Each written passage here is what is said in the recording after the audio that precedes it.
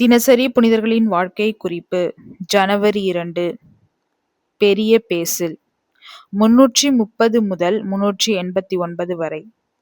திரு அவையின் தந்தையும் மறை வல்லுனருமான இவர் செசேரியாவில் பிறந்து அங்கேயே பேராயரானார்.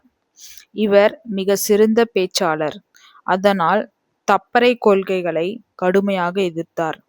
இவர் துறவியர்க்கும் மருத்துவர்கட்கும் பாதுகாவலராக இருக்கின்றார். தினசரி புனிதர்களின் வாழ்க்கை குறிப்பு. ஜனவரி 2. கிரகோரி 330 முதல் 389 வரை.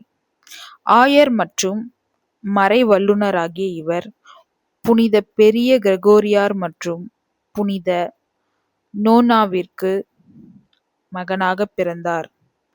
துறவியாக வாழ்ந்து நசியான்சனின் ஆயராக இறைப்பணி செய்தார்.